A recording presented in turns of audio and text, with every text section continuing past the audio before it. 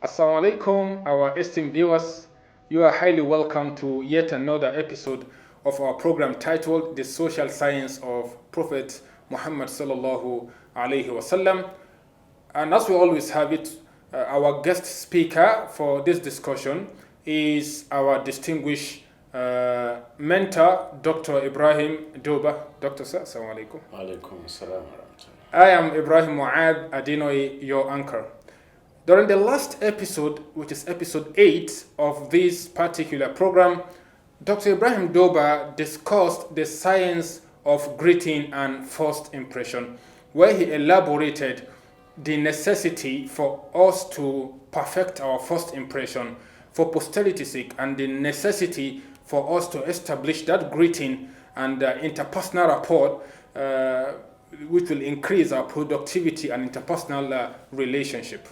And today, being the 9th episode, we'll be discussing about the science of mistakes. What are the science, or what is the science of mistakes? And doctor, in this book, The Social Science of Prophet Muhammad, there was a story, a very, very important story you mentioned in this book that is very captivating. We wish you can share with our audience. Please, what can you share? What is our take from this science of mistake, and what is that particular story? I don't want to say it. I want you people to hear it from Dr. himself, inshallah. Many years ago, I was invited to give a lecture to children, to give a talk to the children, school children. And I asked them, what do you want me to talk about? They said leadership. I said, leadership?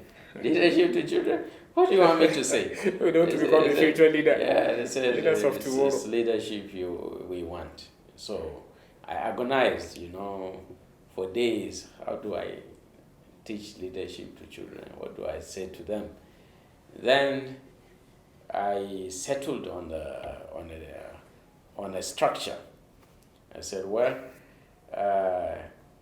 teach them what leaders do, and give examples from what the children do so that it will be relatable. And during the talk, I told them that leaders make a lot of mistakes. Wow. I said truckloads of mistakes, because if they don't make mistakes, they won't move. If they are immobilized by the fear of making mistakes, they won't accomplish anything. But when they make mistakes, then they learn. So I told the children that, look, mistakes are even more important in what you do, which is learning. So I encourage you to make mistakes. And I said to the teachers, I said, I know they will disagree with me. If not, I will suggest that whenever a child gets a sum wrong in the classwork, homework, the child should get double marks instead of zero. Yes. Instead of instead of just being marked wrong, I said you should get even double. And the teachers immediately shouted, no, of course. But I reminded them, because it's a faith-based school, it's an Islamic school, it's Noble Guide Academy, Abuja. And I said, well, what did the Prophet say? He said, if you learn the Quran. الماهر في القرآن مع السفرة الكرام البررة. Yes. والذي يقرأ القرآن ويتتعتع وهو عليه شاق له أجران. صدق رسول الله صلى الله عليه وسلم. That the person who recites the Quran ascends to the level of the angels, exactly. And if you struggle, that's if the Quran gives you problem and you make mistakes, lahu ajran. Ajran, exactly. That's, you have two reward, double reward. So when I reminded the teachers, they kept quiet. Allah Akbar, you shut them up. I said, well, this is supported by research. In fact, I usually give people, like in this book, on page 41, I gave a thought experiment, where I said, you give me two groups of students, group A and B. The first group, that's group A, gets everything right. You give them problems in mathematics or whatever subject, they get it right first time. And you give me another group that struggles, they don't get everything right, so the teacher has to correct. They struggle like that. Over time, and my question, over time, which class do you think will get better? The ones who are already good, or the ones who struggle, they learn and they try again? Which one do you think will do better over time? And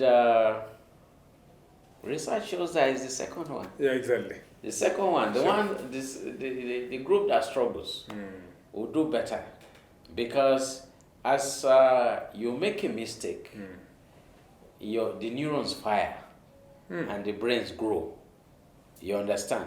But if you get it right, the brain will just move on to something else. Normal thing, yeah. Yes. But if you struggle, the brain, the neurons fire. There is an activity there. And your brain grows. It's like charges attract and it's propelled. Yes. Exactly. For example, if you are given a list of 5 items, they say bring all the 5 items. You recite 4, you forget the 5th one. Then you are corrected that this is the one you forgot. Which one do you think you remember more? It's the one you were corrected. Yeah, right? yeah, exactly. So that's how, as I will show shortly, science supports this. Like in the book of Jobola, she mentions some studies that supports this. Yeah. You also said it here, Doctor, that science did support or validate our Prophet Sallallahu his way of life. How did science validate Prophet Sallallahu in his own ways of endeavor? How? Yeah. If you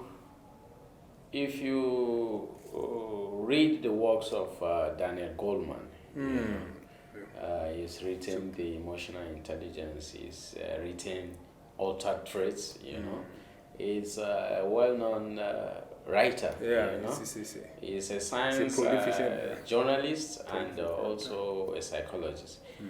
He says science and religion are the best teammates, because religion informs us of what science has not yet discovered, what science can't explain, and science validates what religion has told us. So this is beautiful. Yes, in Islam we've discovered, especially in the social sciences, that what the science discovered yesterday or even today, are the things that Islam has told us long ago, even though we didn't understand them until now. And this book is filling the gap of the chasm that is left by scholars. Some scholars will tell you how some hard sciences agree with Islam, but in social sciences we don't have many books. There is scant attention on how social sciences agree with Islam. So I wrote this book, The Social Science of Muhammad, to fill that gap. I will look for what to read in that direction. I didn't get, so I wrote the book for myself and people like me who are searching. Yes. MashaAllah. That is very, very interesting. Like the passion and the enthusiasm that drove you to actually put your pen and paper and actually give us this gem. I ask Allah to reward you abundantly for supporting humanity morally, I guess, because the moral support we get from books like this is much more important than just reading any other book, and because it's embedded, it's as a result of research conducted not from just one perspective, which is scientific, but also from the Islamic perspective. Jazakallah khairan for the effort done, sir. Doctor, you mentioned here that you mentioned here while trying to establish the fact that making mistakes shouldn't be seen as something bad or negative sometimes.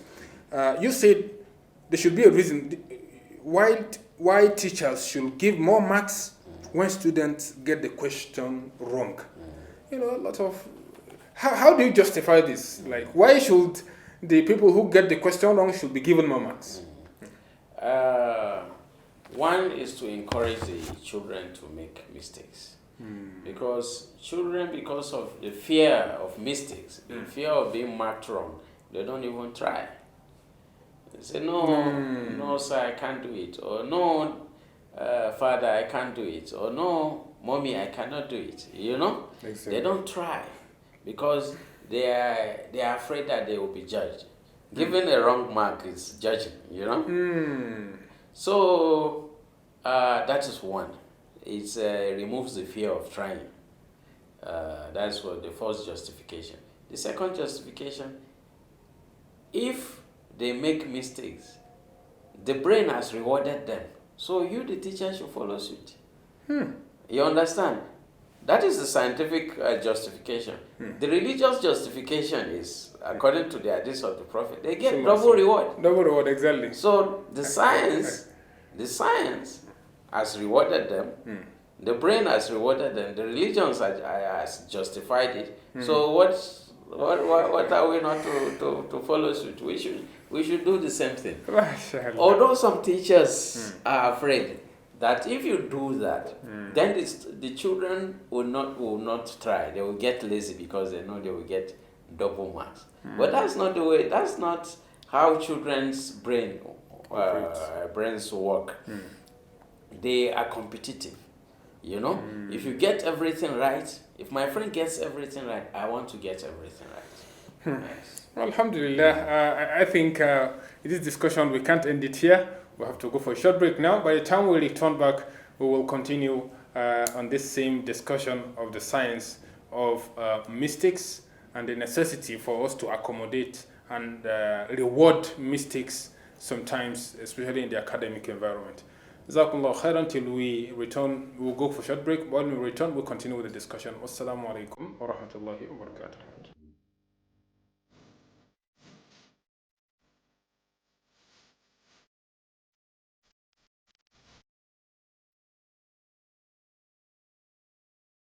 Welcome back, our esteemed viewers. We're still on the discussion of the science of making mistakes. Before we went for the short break, Doctor was discussing about the necessity for we to accommodate mistakes and scientifically how mistakes will make students of knowledge and kids to be more competitive, especially when they are given reward for that, unlike what we've thought, okay, probably to make them to become more lazy.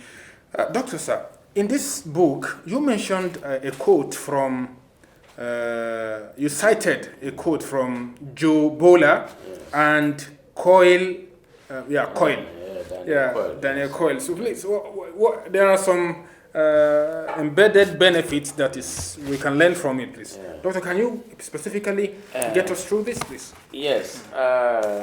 In her book, The Mathematical Mindset, Unleashing Students' Potential Through Creative Maths, Inspiring Messages, and Innovative Teaching. Amongst the things she said, mistakes make neurons fire. And the brain grows. When the neurons fire, that's the brain cells, the brain grows. And also, if you read the book of Daniel Coyle, The Little Book of Talent, very interesting little book, you know.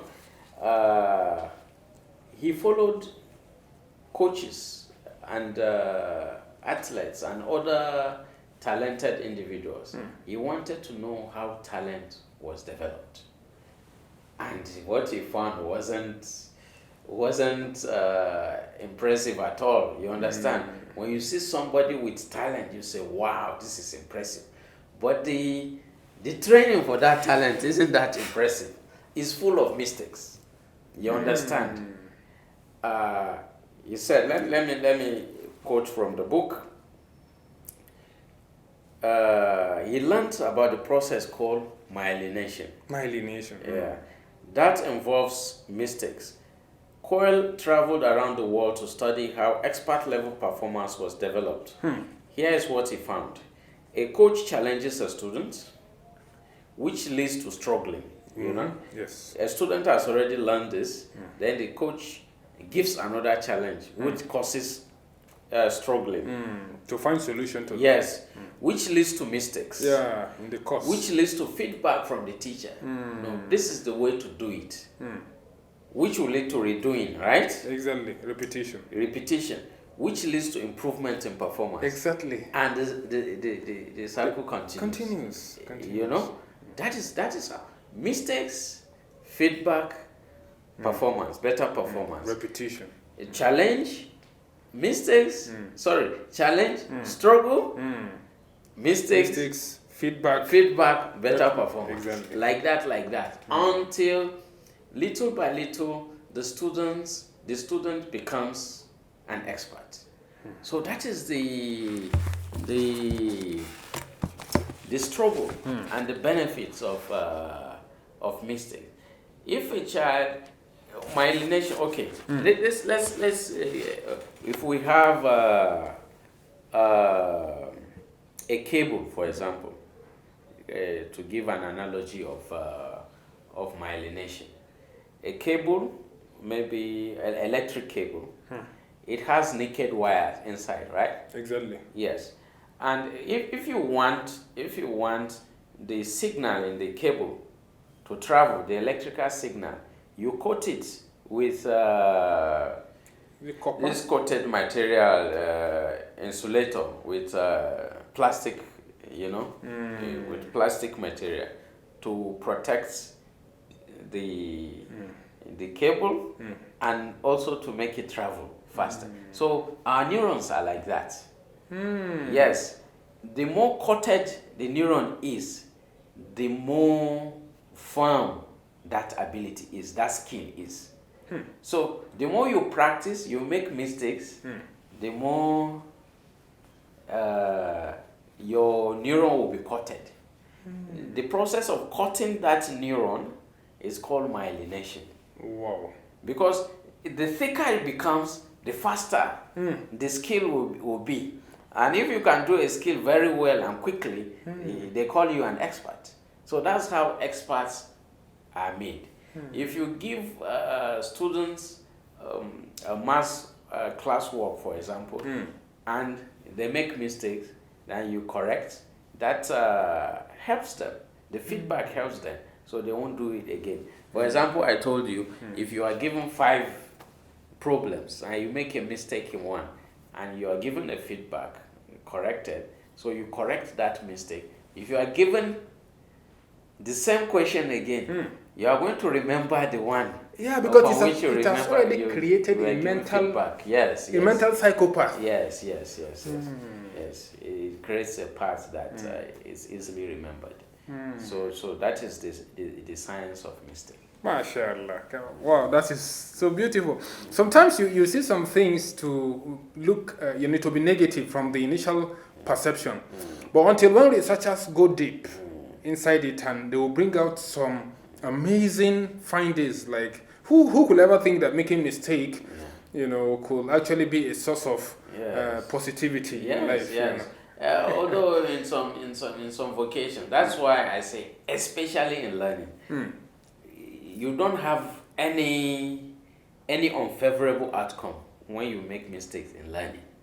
But in some vocation, maybe you're an expert, you're a pilot, for example. We cannot encourage mistakes. Yes, exactly. That one perfect. All the mistakes will be done in the class before you go to the field. Yes, make all the mistakes you want to make when learning to pilot. Yes, or even an engineer. You are an engineer and you are a structural engineer. You are building structures, superstructures. And you make mistakes. So, despite the fact that mistakes mistakes are encouraged in learning process, it's still not encouraged in another area, especially when it comes to the issue of some areas. Yes, especially if your expertise involves saving lives, for example. Even though sometimes you cannot do away with mistakes. It's human in error. fact, most of plane crashes were caused by human error, not faulty engine or not faulty machine, human error. You understand? That is why, as a pilot, they give you a simulator. You make all the mistakes you want to make with that. Then you start flying solo by yourself before you are given human beings. You know. But that's like a doctor also. Yes. That's not academic doctor. Actually. Yes, you are given cadavers. You work on dead people. You know. Yeah. And but you still cannot avoid mistakes. Like I told the children that leaders make mistakes. A leader, for example, can make a decision now that will turn out to be a mistake. Exactly. But sometimes you even double down on the mistake. You understand? Because if he decides to change the decision, it's even worse for him. One, people will think he's weak. You understand? Depending on the decision. Some decision you take them, you come back and say, no, I made a decision, a mistake, let's correct it. But some, it will even be worse to even correct acknowledge the fact that you have made mistakes. Yes. Even Allah Ta'ala, there's one of the hadith of Rasulullah reported by Imam Bukhari and Muslim, where Rasulullah specifically told us, to give us the glad tidings that Allah Subhanahu wa Ta'ala is aware of our weakness and He accepts mistakes from us that is not done intentionally. That inna Allah tajawaza li an ummati al khata wa nisyan wa mastukrihu alayhi. There are 3 sins that Allah forgives, even if you don't ask for forgiveness, even though it's good we ask for it. One, the first of it is al khata, the one that is done out of mistake. You do things, had good intention, but you done it out of mistake. You wanted doing it like this, but it turned out to be like this out of human error also. Allah will forgive it. Nisyan, the one done out of absent-mindedness. You are not conscious while you are doing it. You don't know, or you forgot about it. وَمَسْتُكْرِهُ عَلَيْهِ, and the one you are forced upon to do. You know. So these are 3 things. And Allah started with the one that Rasulullah started with the one that is done out of mistake. Even in Surah Al-Baqarah, No. there is Rabbana la tu'akhizna in Nasina, that's the last ayah 263. If we 283. If you forget or we fall into error, No. don't punish us. Don't hold us responsible. Yes. Exactly. Nasina akhtana. Yes. So, mashallah, issue of mistakes, wow, it's really broad like this, Doctor. So it depends on what you are doing, you are trying to do, and made a mistake. And that is why Allah is saying, look, I will not hold you responsible if it's a mistake, provided your intentions are good. You understand? Yes. Even though the necessity for minimizing mistake is very important. So alhamdulillah, we've learned from this discussion so far that mistake, one, is important in some areas for better improvement that will lead to perfection. Two, mistake is relative. You can't make it an absolute because, just like a doctor or a pilot or an engineer, there's some things you can't, mistakes are not encouraged and cannot be condoned in those areas because of its fatality and its detriment to human life, to protection of life and property and dignity and the rest of them. And also we've learned from the discussion that mistakes are being acknowledged by Allah Himself, and He forgives mistakes, and science have shown that some mistakes actually improve the mental status of the individual, and it creates a path that will make the person to be more perfect when he fails with such. That, mistakes should be encouraged in learning. That is a quote from Dr. Dooba. Mistakes should be encouraged in learning. Yes.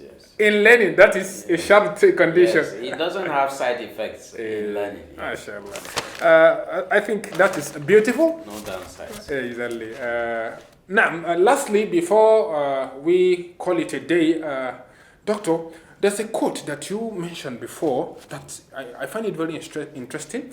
If our viewers can take that as a take-home, it's a quote by Daniel Goleman about the relationship between science and religion. So I don't know if you can specifically quote it so that we take that from Daniel Goleman says that religion and science are the best teammates because religion can explain what science has not discovered, and science can validate religious insights. Yes. That's I left that. I'm leaving that to us to analyze it in our own way. But I feel that it's enough for to serve as a background for us to appreciate why we Muslims yani, have been, why we are religious minded. Not just religious minded, but also scientifically inclined. So it makes us appreciate the both and see things from both sides for productivity's sake. Alhamdulillah, we're grateful for the discussion so far with Dr. Ibraheem Dooba. He has been benevolent enough out of his own tight schedule to ensure he explained this book to us, we, the viewers and the listeners. We ask Allah to reward him abundantly and to make it easy for us to imbibe some of the good characters that have been mentioned so far in our life. And we ask Allah to grant us the best in this world and hereafter. We'll be stopping here, our esteemed viewers, inshallah. We will meet again in chapter 10 of the book, which is the science of gratitude. The science of gratitude. Let's meet there, inshallah, the science of gratitude. We hope to see you there in good health and in strong iman. Thank you very much. Jazakumullahu khairan. Wassalamu alaikum wa rahmatullahi wa barakatuh.